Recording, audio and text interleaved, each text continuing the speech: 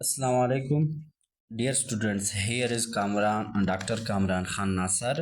और मैं आप लोगों से आज मुखातिब हूँ डॉक्टर रसूल जकरानी के यूट्यूब चैनल के ज़रिए से। आज हम पढ़ेंगे ऑप्टिकल एक्टिविटी। अच्छा बच्चों, आपसे मैं मेरी ये उम्मीद काट दो इसको। तो स्टूडेंट्स, आपसे गुजारिश है कि आप हम हमारे इस चैनल को सब्सक्राइब करें, बेल आइकन के बटन को दबाइए और वीडियो को लाइक और शेयर करें और कमेंट सेक्शन में मेरे लिए कमेंट छोड़ दें कि मैंने ये वीडियो आपके लिए फ़ायदेमंद साबित हुआ या नहीं। तो चलिए आज शुरू करते हैं ऑप्टिकल एक्टिविटी। ऑप्टिकल एक्टिविटी क्या होता है? It is simply the ability of a sugar या the ability of a compound या the ability of a solution that rotates the plane polarized light toward right side या toward left side। किसी भी substance का, किसी भी solution का, किसी भी शुगर का वो एबिलिटी, वो सलाहियत जिसके तवस्सुत से वो लाइट को, प्लेन पोलराइज लाइट को बेंड करता हो, रोटेट करता हो, या तो राइट साइड पर या तो लेफ्ट साइड पर, इस प्रॉपर्टी को हम कहते हैं ऑप्टिकल एक्टिविटी। और जो सब्सटेंसेस शो करते हैं that are called optically active substances. Optically active substances. अब ऑप्टिकल एक्टिविटी के लिए कंडीशंस होते हैं, शर्त होते हैं। उनमें सबसे पहला जो है वो एसिमेट्रिक कार्बन या एसिमेट्रिक सेंटर।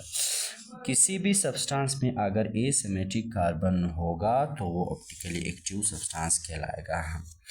कुछ एक्सेप्शंस भी मौजूद है, लेकिन हम जनरली बात कर रहे हैं कि ऑप्टिकल एक्टिविटी के लिए एसिमेट्रिक कार्बन का होना लाजमी है, मस्ट है। इसके बगैर अगर एसिमेट्रिक कार्बन किसी भी कंपाउंड में मौजूद ना हो तो वो ऑप्टिकल एक्टिविटी शो नहीं करता है।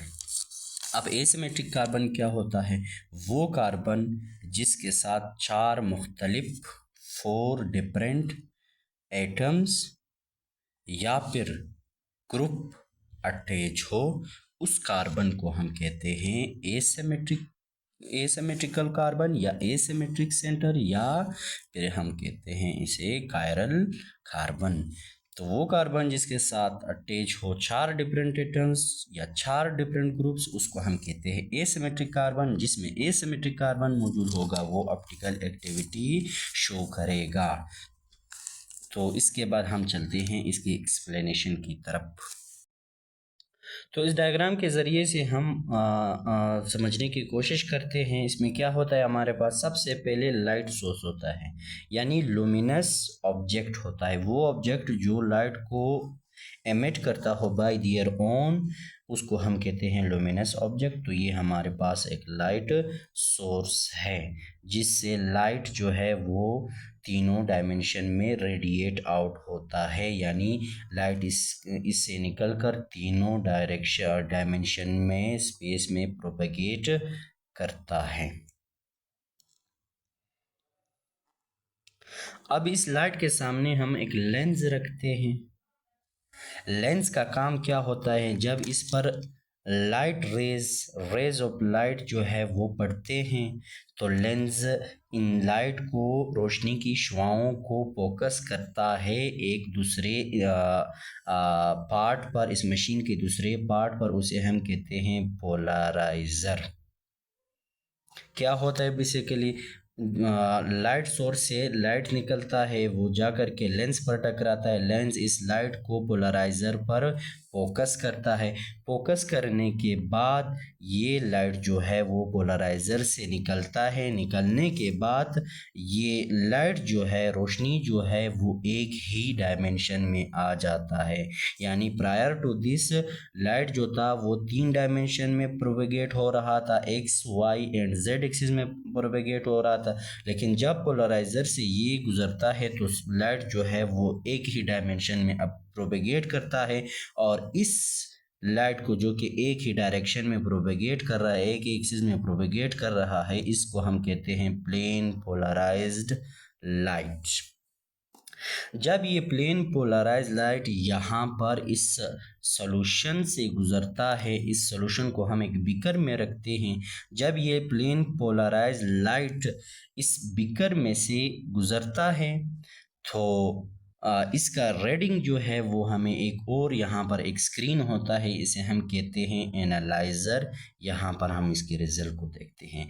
अगर इस सॉल्यूशन ने प्लेन पोलराइज लाइट को बेंड किया toward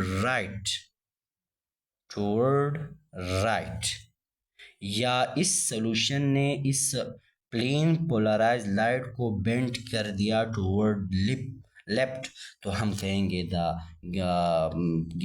present sample is optically active substance. और ये बेंडिंग ऑफ लाइट हम जो एनालाइजर है उस पर हम देख सकते हैं अपने आंखों के जरिए से। यहाँ पर ऑब्जर्वर इसको देख रहा होता है। अब यहाँ पर इसको हम थोड़ा सा समझते हैं, इसको थोड़ा सा हम समझने की कोशिश करते हैं किस तरह होता है। फर्ज करें ये मेरे पास एक सैंपल है, इसमें मैंने कोई सैंपल डाला है, कोई सॉल्यूशन है, होमोजेनियस मिक्सचर है। यहाँ पर मैंने एक सब्सटेंस को रखा है, पानी में रखा है। तो क्या करता हूँ, मैंने ये देखे ये प्लेन पोलराइज लाइट है। सबसे पहले क्या करते हैं हम एक रेफरेंस पॉइंट इमेजिनरी लाइन जो है वो ड्रा करते हैं, या पेज पर सिंपली समझाने के लिए हम क्या करते हैं एक इमेजिनरी लाइन को ड्रा करते हैं। वो इमेजिनरी लाइन होता है रेफरेंस पॉइंट, यानी इससे फिर हम क्या करते हैं एंगल को नापते हैं। तो देखिए जब ये प्लेन पोलराइज लाइट इस सॉल्यूशन में से गुजरता है, तो अगर इस सॉल्यूशन ने इस प्लेन पोलराइज लाइट को बेंड कर दिया टुवर्ड लेफ्ट, देखिए ये क्या है हमारे पास, ये रेफरेंस लाइंस है जिससे हम एंगल को मेजर करते हैं।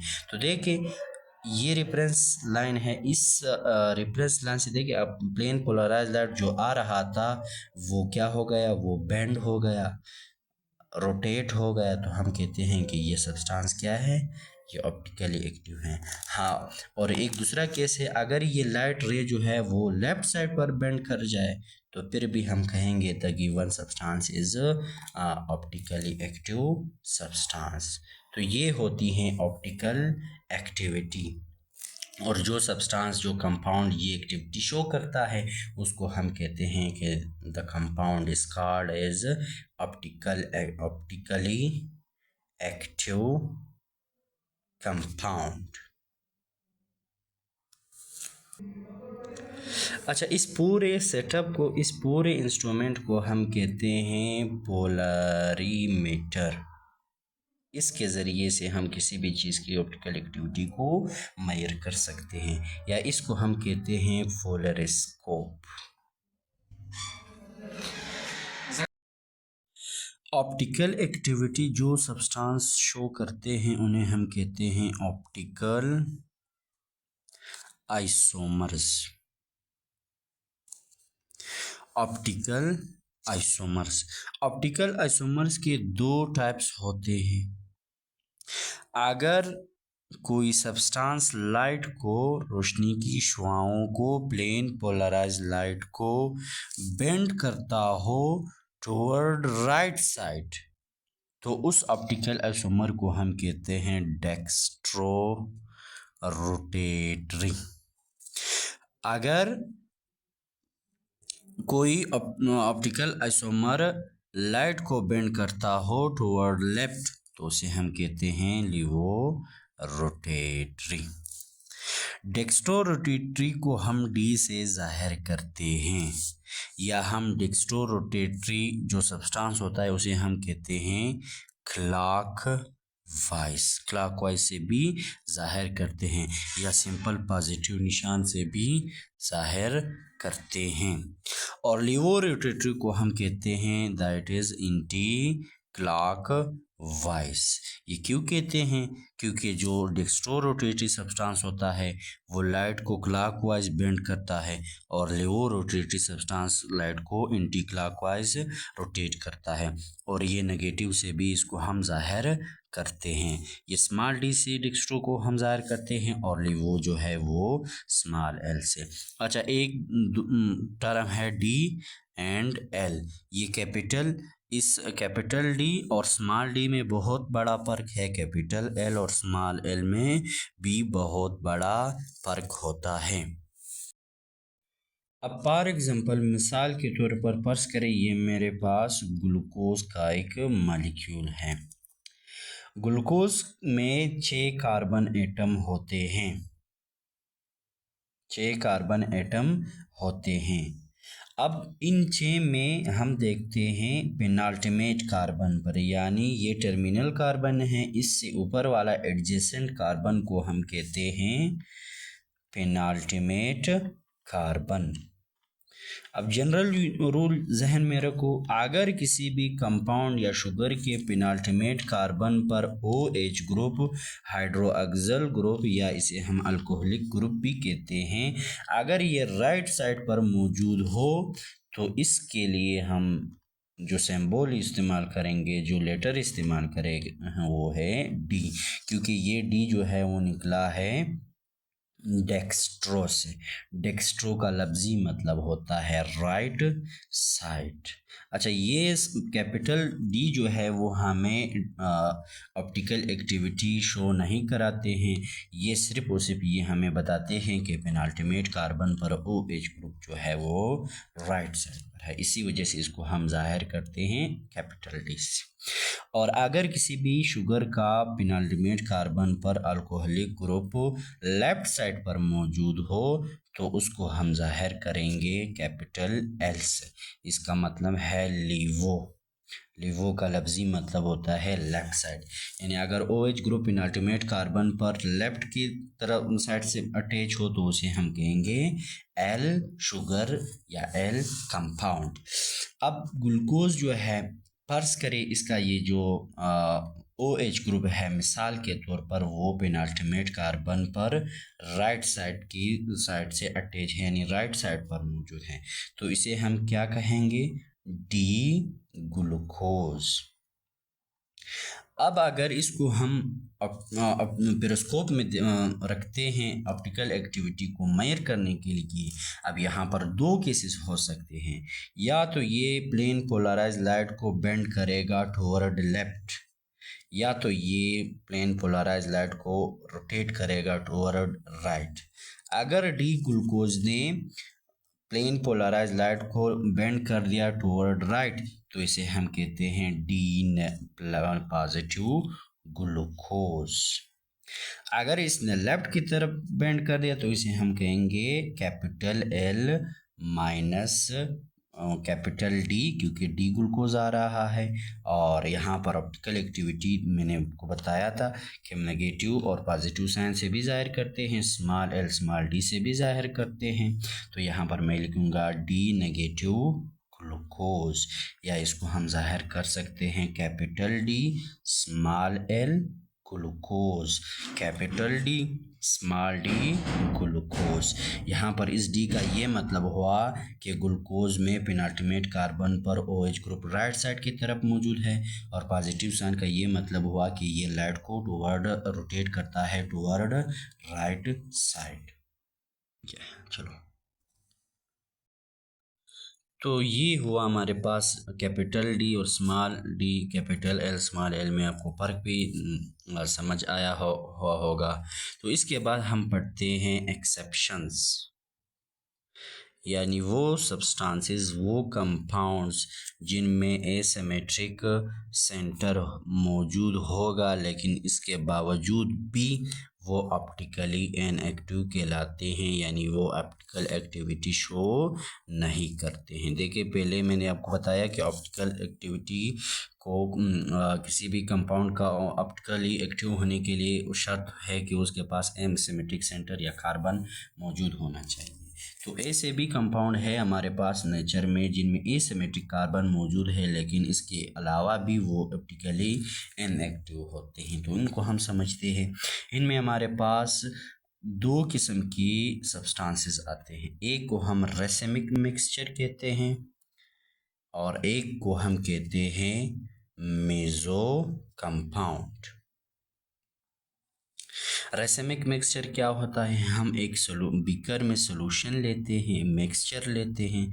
ये मेरे पास बीकर है, इसमें मैंने मिक्सचर लिया हुआ है। फर्ज करिए ये मिक्सचर मैंने लिया हुआ है ग्लूकोज का। अब इसमें मैंने क्या करना है, मैंने 50% डी ग्लूकोज डेक्स्ट्रो ग्लूकोज को ऐड करना है, यानी पॉजिटिव जो लाइट को बेंड करता हो टुवर्ड राइट, और 50% मैंने इसमें ऐड करना है एल ग्लूकोज को। तो अगर मैं इससे प्लेन पोलराइज लाइट को पास करवाता हूँ, गुजारता हूँ, तो क्या होगा, 50% प्लेन पोलराइज लाइट को डेक्स्ट्रो रोटेटरी ग्लूकोज जो है वो बेंड करेगा टुवर्ड राइट, और 50% लाइट को एल ग्लूकोज जो है वो लाइट को बेंड करेगा टुवर्ड लेफ्ट। तो ये 50% लाइट को टुवर्ड राइट बेंड कर रहा है और ये 50% लाइट को टुवर्ड लेफ्ट बेंड कर रहा है। ये इफेक्ट जो है वो एक दूसरे को कैंसिल करेंगे और लाइट जो है वो वापस उसी तरह प्लेन पोलराइज लाइट उसी प्लेन में से गुजर जाएगा। तो ये रेसिमिक मिक्सचर है, इसी वजह से रेसिमिक मिक्सचर जो है ऑप्टिकली इनएक्टिव है। मेसो कंपाउंड भी इसी तरह है। अच्छा, ये रेसिमिक मिक्सचर क्यों ऑप्टिकली इनएक्टिव है, it is due to external compensation. और मेसो कंपाउंड ये भी एक कंपाउंड होता है, सेम कंपाउंड होता है। पर्स करें मैं मिसाल के तौर पर, सेम कंपाउंड होता है, कंपाउंड का एक हिस्सा लाइट को बेंड कर रहा होता है टुवर्ड राइट और दूसरा हिस्सा बेंड कर रहा होता है टुवर्ड लेफ्ट। तो ये भी ऑप्टिकली इनएक्टिव और ये इंटरनल कंपनसेशन की वजह से, यानी कंपाउंड में अंदर से लाइट की कंपनसेशन हो रही होती है। तो ये दो एक्सेप्शंस है आप लोगों ने याद रखने हैं, racemic mixture and meso compounds. Dear students, ये था हमारा आज का लेक्चर जो कि हमने आपको डिलीवर कर दिया, ऑप्टिकल एक्टिविटी आपको समझाया। इंशाल्लाह मैं मज़ीद भी इसी तरह वीडियो आपके लिए अपलोड करता रहूँगा। उम्मीद रखता हूँ कि आपको मेरा ये लेक्चर पसंद आया होगा और आप इससे फ़ायदा उठाएंगे। और आखिर में मेरे आपसे ये गुजारिश है कि मेरे चैनल को सब्सक्राइब कर दे और बेल आइकन के बटन को दबाइए। शुक्रिया, थैंक यू।